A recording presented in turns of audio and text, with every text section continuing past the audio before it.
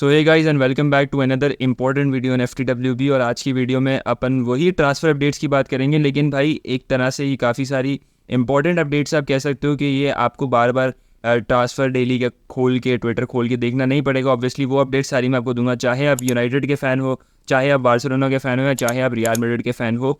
अपन सारी अपडेट्स आपको देंगे और उसके ऊपर फिर आपका ओपिनियन भी ज़रूर रिस्पेक्ट किया जाएगा। तो भाई एंड तक ज़रूर देखना। और ऑब्वियसली जो अपनी वीडियो को स्टार्ट करते हैं, और सबसे पहली रिपोर्ट आती ही है बार्सिलोना और नेमार से।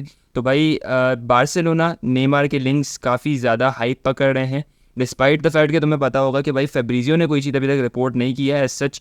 लेकिन देखो, things are happening behind the door. और आप कह सकते हो कि भाई देखो, इसका बैकग्राउंड तुम्हें पहले जानना पड़ेगा। तो सबसे पहले देखो, लुइस एनरिके की सबसे पहले बात करते हैं। तो लुइस एनरिके हिमसेल्फ बिलीव्स कि Neymar will only give him 2 to 3 years max to max. अगर आप बोलो तो उसमें भी आप इंजरी टाइम उसका काटे बगैर आप बात कर रहे हो, अगर आप इंजरी टाइम उसका लगा लेते हो तो आपको 2 से 2.5 साल, क्योंकि नेमार पर सीज़न आपको पता है 2 से 3 महीने इंजर्ड होता ही होता है किसी भी टाइम पे। तो ऑब्वियसली आपको पता है कि लुइस एनरिके हिमसेल्फ बिलीव्स कि भाई Neymar is not the same Neymar is not that 2015 Neymar जो कि बॉल करेगा, जो कि जिसके अराउंड मैं टीम बिल्ड कर सकता हूँ ऑब्वियसली। तो ही इज़ कमिटेड, वो पहले रखना ज़रूर चाहेगा, वो एक फेस रखना चाहता है अपनी टीम में, एक लीडर रखना चाहता है ज़रूर। लेकिन अगर कोई अच्छी ऑफ़र आती है तो वो जाने के लिए भी तैयार है, वो उसको छोड़ने के लिए भी तैयार है ऑब्वियसली। और देखो, अभी तो आपको पता है कि PSG देमसेल्व्स और अपनी डेम्बेले और गोंजालो रामोस की डील पे ज़्यादा वर्क कर रहे हैं, क्योंकि गोंजालो रामोस का हेयर व्यू को आ गया है और डेम्बेले का जो पता नहीं क्या चल रहा है डेम्बेले के सिनेरियो में, रिपोर्ट्स नहीं मिल पा रही उनको, और प्रॉपर सिनेरियो बन गया डेम्बेले की डील में। बार्सिलोना तो अभी भी लगी हुई है कि भाई डेम्बेले को हम किसी भी तरीके से रोक लें। लेकिन देखो, बार्सिलोना और नेमार का रिटर्न आप अभी कह सकते हो कि देखो, फाइनेंशियली तो बिल्कुल पॉसिबल नहीं है। अगर आप इसकी डिटेल्स पे जाओ तो फाइनेंशियली बिल्कुल पॉसिबल नहीं है। Barcelona even are struggling to register Alonso, जिसकी 9 million I guess per season की कुछ सिनेरियो है, जो कि मैंने डिटेल आपको नहीं बता रहा। लेकिन अलोंजो का भी रजिस्टर नहीं कर पा रही है बार्सिलोना के अपने 60 million की जो जर्मन के साथ जो उनका कॉन्ट्रैक्ट बना हुआ था, जो उनको फंड आना था जर्मन से, वो भी उसके ऊपर भी उनको वर्क करना है obviously. Before bringing any players उनको अपने पास फाइनेंशियल एड चाहिए कि भाई सबसे पहले प्लेयर्स रजिस्टर करें। It's only 11 registered players of Barcelona, जो कि आपको देखना पड़ेगा कि भाई साइनिंग से ज़्यादा प्लेयर्स को रजिस्टर करना ज़्यादा ज़रूरी है एज़ कम्पेयर टू साइनिंग्स। तो ऑब्वियसली देखो, नेमार 10-15 मिलियन से कम तो सैलरी कम करेगा ही नहीं। अभी नेमार जितनी सैलरी कमा रहा है PSG में, ऑब्वियसली अगर उसकी आधी से भी कम है ये, तो बार्सिलोना जो अगर ऑफर करेगी 10 से 12 मिलियन, तो मुझे नहीं लगता कि नेमार एक्सेप्ट करने के लिए तैयार है। लेकिन भाई देखो, अगर नेमार चाहता है, and Fabrizio himself is reported कि तुम्हें पता है कि भाई नेमार ने ऑब्वियसली एक उसका ड्रीम है कि भाई वो वापसी रिटर्न करे, और उसका जो एजेंट है Pini Zahavi has huge good contacts with Laporta as well. तो भाई देख सकते हो आपकी कुछ सिनेरियो बने। लेकिन देखो, अभी there is a long way to go, you can say कि अभी इस डील में कुछ आगे नहीं बढ़ा है। There is no concrete talks between PSG and Barcelona at this point of time. तो देखो, even though as a Real Madrid fan तो मुझे बोलोगे कि भाई रिपोर्ट्स ऐसी कर रहे हैं, लेकिन डिस्पाइट द फैक्ट कि भाई Neymar to Barcelona is financially and realistically off, क्योंकि भाई देखो, सबसे बड़ी चीज़ यही है कि finances are not available to Barcelona. और एक एज्ड प्लेयर्स आप साइन करोगे जिसकी इंजरी रिकॉर्ड आपको पता है कि पिछले सीजन में कितना रह चुका है, तो आप उसको साइन करना कोई मतलब नहीं बनता। उससे बेहतर है आपको अपने विटर रोक को लाओ, विटर रोक को ला के आप उसको इन करो टीम में, ताकि आप एक यंगस्टर लेके आओ, तो आप वो उसको डुएल कर सको, आप यंगस्टर उसमें अपना एक सुपर स्टार आप उसको बना सको, ना कि आप भाई नेमार को एज अ, जो कि आपको पता है 1 से 2 साल में मुश्किल से आपको देगा। तो भाई अपनी सेकंड रिपोर्ट के ऊपर आते हैं, तो भाई वो आती है हैरी मैग्वायर से, और मैनचेस्टर यूनाइटेड से हैरी मैग्वायर और स्कॉट मैकटोमिने से। तो भाई डबल स्कूप मारने की कोशिश कर रही है West Ham after signing Edson Alvarez.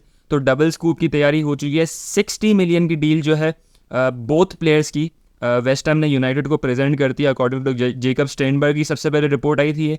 अब फेब्रिजियो ने भी उसके ऊपर टैप इन लगा दिया भाई अपना। तो obviously I think it's a good deal. United को बगैर किसी हेजिटेशन के दोनों डील्स के ऊपर पाउंस कर लेना चाहिए भाई। 60 मिलियन आ रहा है, कैन यू इमेजिन कि आपका डेड वुड है। चलो, मैकटोमिने के ऊपर थोड़ा सा आप कह सकते हो कि 35 मिलियन आ सकते थे इन माय ओपिनियन। लेकिन देखो, अगर आपके पास सॉलिड डील्स आ रही हैं 30 मिलियन पर प्लेयर की, हैरी मैग्वायर की वैल्यूएशन 35 मिलियन की थी और उसके ऊपर 30 मिलियन की आपके पास बिड आ रही है, तो ऑब्वियसली आपको जाना प्रेफर करना चाहिए, उसको छोड़ना प्रेफर करना चाहिए, डिस्पाइट द फैक्ट कि भाई आपकी वैल्यूएशन से भले कम पड़ रही है, लेकिन आप अच्छे सेंटर बैक के लिए मगवायर के भले आप या 50 मिलियन का अपना नुकसान कर रहे हो, लेकिन भाई आपको पता है कि मगवायर की परफॉर्मेंसेस किस तरह की रह चुकी है। और स्कॉट मैकटोमिने आपको अगर उसको लाना है सोफियान अमराबाद को, तो आपको सेल करना पड़ेगा ऑब्वियसली स्कॉट मैकटोमिने को या फ्रेड को, जो भी। तो अब देखना पड़ेगा कि भाई स्कॉट मैकटोमिने जा रहे हैं तो फ्रेड का फ्यूचर क्या होता है और डोनी वैन डर बीक का फ्यूचर क्या होता है। तो देखो फ्रेड इन माय ओपिनियन अगर स्कॉट मैकटोमिने जा रहे हैं तो फ्रेड का थोड़ा सा आप कह सकते हो कि हेजिटेशन होगी यूनाइटेड को कि भाई उसको ज़्यादा से ज़्यादा सेल करें, क्योंकि यूनाइटेड ने अपने 2 मेन प्लेयर्स तो सेल कर देगी midfielders, Donny van der Beek और स्कॉट मैकटोमिने।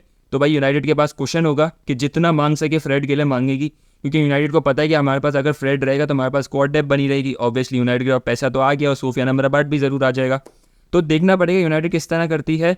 और ऑब्वियसली मैं जिस वक्त ये वीडियो रिकॉर्ड कर रहा हूँ रात के टाइम पे, अब मुझे नहीं पता कि सुबह तक यूनाइटेड डील एक्सेप्ट करती है, जो वर्बल एग्रीमेंट जो बनाती है या नहीं बनाती, तो वो हमें देखना पड़ेगा। वो आपको कल की अगर कोई रिपोर्ट ऐसी आती है तो आपको कल की वीडियो में ज़रूर मिल जाएगा। तो भाई अपनी थर्ड और मोस्ट जो आप बोलते हो कि एंटिसिपेटेड उसके ऊपर आते टॉपिक के ऊपर, तो वो है किलियन एम्बापे का। आपको पता है कि भाई मैं तो बिल्कुल एम्बापे के ऊपर इन टू आउट चले जा चुका हूँ बिल्कुल। और अब देखो रिपोर्ट आप मानो ना मानो इस चीज़ को, लेकिन मैं जिन रिपोर्ट्स को पढ़ता हूँ, जिन रिपोर्ट से मैं आपको न्यूज़ निकाल के दे रहा हूँ, दे हैव सेड कि Kylian Mbappe himself has started finding a house in Madrid. और 2 इंपॉर्टेंट प्लेसेस हैं मैड्रिड की जहाँ पे फुटबॉलर्स भी रहते हैं, और एक पता नहीं कोई इंपॉर्टेंट प्लेस है जहाँ पे आप कह सकते हो कि एम्बापे ने घर भी ढूंढना शुरू कर दिया रियल मैड्रिड में। तो देखो देखना पड़ेगा इस चीज़ को भी। और ऑब्वियसली PSG, आपको पता है कि PSG are prepare to sell him. और आपको पता है अब देखो एम्बापे के ऊपर एक चीज़ आप कह सकते हो कि एम्बापे को अगर इस फर्स्ट मैच डे के स्क्वाड में नहीं रखा गया तो Mbappe will have the question to say कि भाई मैं तो खेलना चाहता था PSG के लिए, लेकिन PSG ने मुझे नहीं खेलने दिया। और ऑब्वियसली मैं तो टाइटल्स विन करना चाहता हूँ और मैं एक सीज़न पूरा बेंच पे नहीं बैठ सकता। ऑब्वियसली आपको पता है मेरे जैसा प्लेयर कभी भी बेंच पे बैठने के, ऑब्वियसली यार आप कह सकते हो कि अगर बोस्टफुल भी होता है तो ऑब्वियसली होना बनता है, क्योंकि भाई Mbappe is that kind of a player जो कि आपको एक generational kind of a player, आपको पता है अपकमिंग गोट है, is one of the best. तो भाई वो डिजर्व करता है ये चीज़ कहना भी PSG को, क्योंकि PSG आर लाइक। और ये देखो एक और चीज़ ये भी बन सकती है कि कॉन्ट्रैक्ट टर्मिनेशन की तरफ भी ये मामला जा सकता है। देखो ये तो बहुत आगे की मैं चीज़ मैं बता रहा हूँ, लेकिन ये चीज़ नहीं होनी चाहिए क्योंकि उसमें भी बहुत सारी डिटेल्स और सब चीज़ें बहुत बहुत ज़्यादा ही एक आप कह सकते हो कि कॉन्फ्लिक्टिंग और कॉन्ट्रडिक्टिंग और कॉम्प्लिकेटिंग मैटर हो जाएगा अगर कॉन्ट्रैक्ट टर्मिनेट होता है तो ऑब्वियसली। लेकिन देखो आपको यही देखना है कि अब किलियन एम्बापे कब आते हैं। मैं तो 7 से 10 तारीख दे रहा था कि भाई ऑब्वियसली कुछ ना कुछ बन जाएगा इससे इवेंचुअली इस मामले में, लेकिन अब देखो अब सिनेरियो डिफरेंस बनते जा रहे हैं। देखो आएगा इसी वीक के अंदर कुछ ना कुछ बिट आएगी। देखो things are happening behind the doors.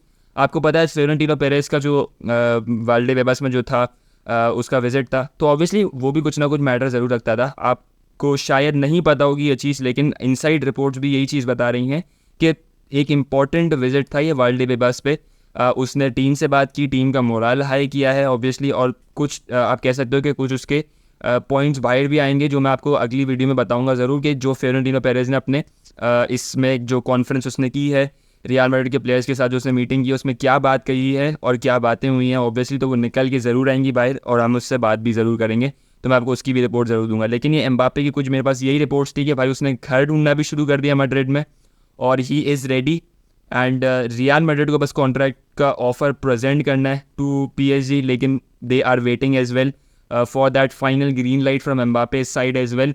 और देखो एम्बापे कॉन्ट्रैक्ट टर्मिनेशन की तरफ भी जा सकता है, लेकिन वो तो एक काफ़ी लॉन्ग टर्म मैटर है जो कि आगे तक चल सकता है। तो that is it for this video. I hope कि आपको ये वीडियो पसंद आई होगी और आप एंड तक ज़रूर देख रहे हो, क्योंकि ये एक इंपॉर्टेंट वीडियो थी concerning the matters of Barcelona, Manchester United, real Madrid, जो भी एक इंपॉर्टेंट जो भी न्यूज़ थी मैंने वो आपको देना चाही। अब अपन कल की वीडियो में भी आपसे मिलेंगे and that is it. Peace out guys.